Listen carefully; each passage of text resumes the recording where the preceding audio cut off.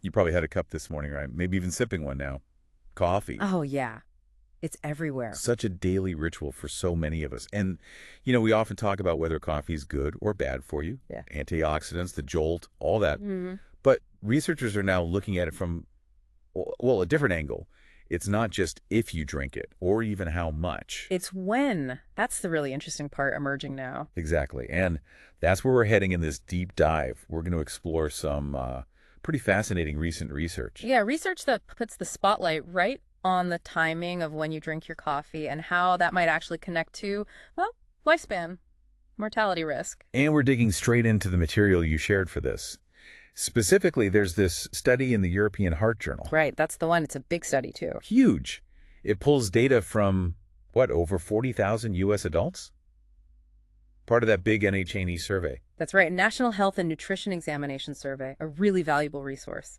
So our mission here is to pull out the most interesting bits, the surprising stuff, the important points from this specific research. Okay, let's start with just the basics of the study. Lay of the land, sort of. Good idea. So like you said, over 40,000 adults, age 20 and up, and the data collection, it spanned almost 2 decades. Wow. Yeah, 1999 all the way to 2018, a long stretch. Okay, nearly 20 years. How on earth did they track something like coffee timing for all those people? Seems tricky. Well, they used something called 24-hour dietary recall interviews. Ah, okay, so people just report what they ate and drank yesterday. Exactly, including coffee. And based on when they said they drank it, the researchers could put them into different buckets. Okay, so you've got, let me guess, the people who only drank coffee in the morning. Yep, the morning-only group. Then maybe people who drank it, throughout the day. The all-day drinkers, precisely, had it at multiple times. And obviously the people who didn't drink coffee at all, the comparison group. Exactly, the non-coffee drinkers as the baseline. And then, crucially, they followed these folks over time. For how long? The average follow-up was almost 10 years. 9.8 years was the median. Okay. And during that time, they tracked who passed away using the National Death Index, looking specifically at death from any cause. That's all-cause mortality and death from cardiovascular issues. Right, so you've got this huge group sorted by when they drank coffee, tracked for nearly a decade to see who lives and who dies and from what. Mm-hmm. This is where it gets really interesting because the results, well, they weren't maybe the most obvious ones. No, not at all. And the researchers did the essential step. They adjusted for loads of other factors. Right, things that could confuse the picture. Exactly. Age, sex, smoking, exercise, BMI, overall diet quality. A whole list of potential confounders. Okay. And after statistically controlling for all that, only one of the coffee drinking groups really showed a significant benefit compared to the non-drinkers. And let me guess, it was the morning-only group. That's the headline finding from the paper you sent. That's it. Compared to people who drank no coffee, the morning-only drinkers had a lower risk of dying overall.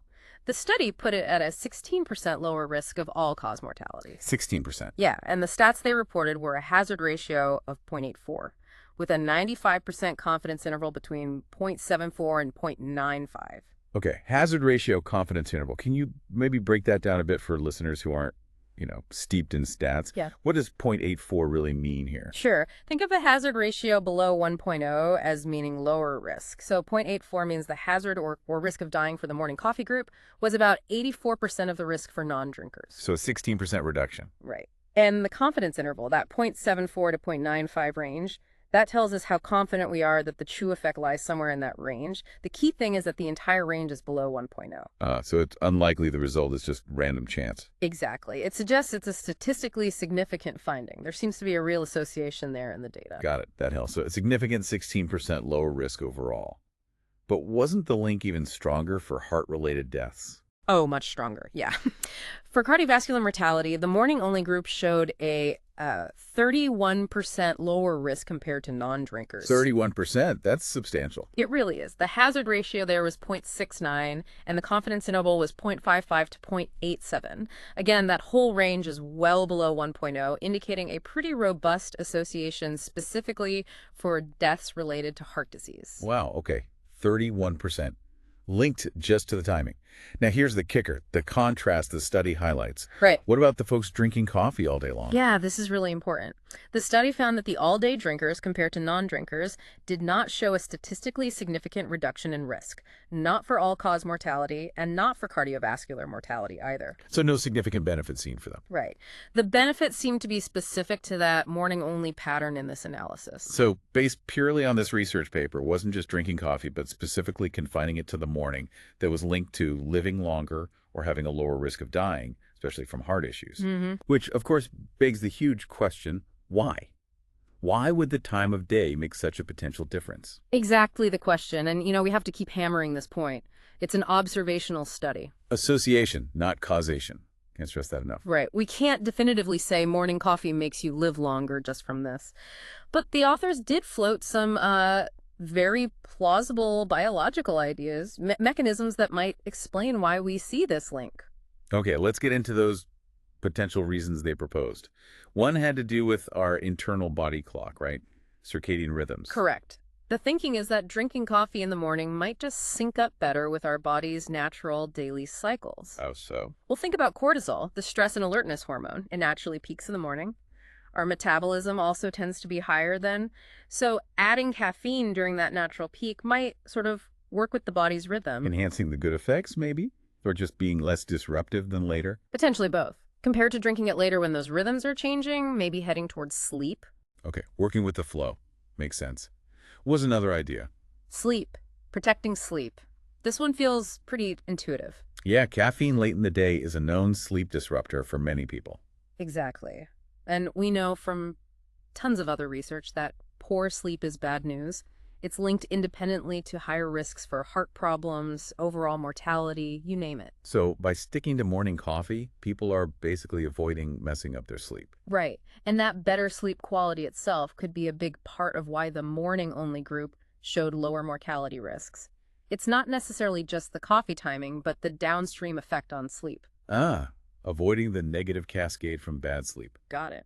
And there was a third mechanism they mentioned, something about inflammation. Yeah, coffee's packed with things like polyphenols. These are antioxidants, and they have anti-inflammatory effects. Okay. So the authors speculate maybe timing this anti-inflammatory hit for the morning could be particularly effective.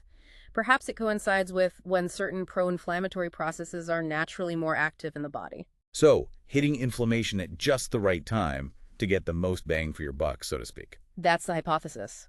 Consuming those compounds then might help modulate inflammation more effectively at a key biological moment. Okay, those are three really interesting possibilities. Circadian alignment, sleep protection, and maybe optimized anti-inflammatory action.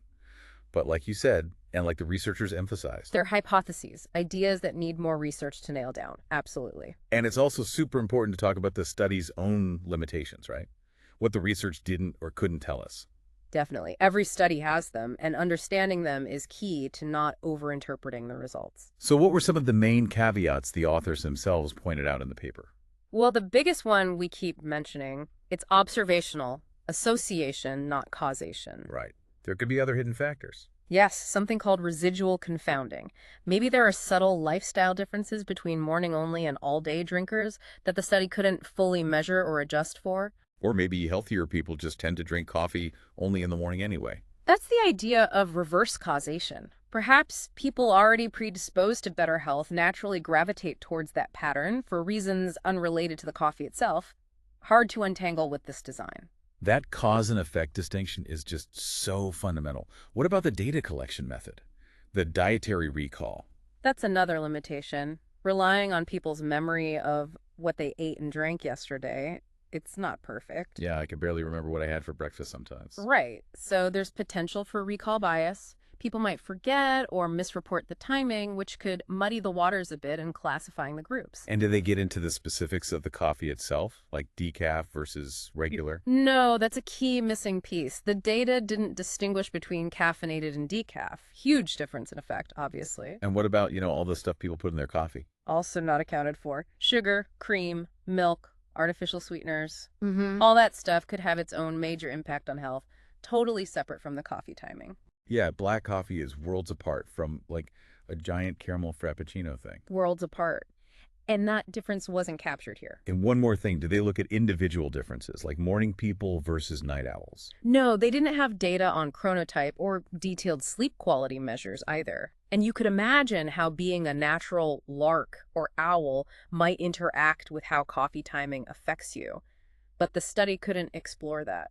Okay, so we have this big study, this really eye-catching finding about morning-only coffee drinkers having potentially lower mortality risk, but also these important limitations to keep in mind. So wrapping this all together, this deep dive into the research you brought, what's the main takeaway for you listening right now? I think it adds a really fascinating layer of nuance, you know? We've often focused just on if you drink coffee or maybe how much. Yeah. This study suggests that based on these observed links, when you drink, it could also be a pretty significant piece of the puzzle. Especially this contrast between morning-only and all-day drinking that they found. Exactly. It just gives you a different angle to think about the whole coffee and health discussion. It's not quite so simple.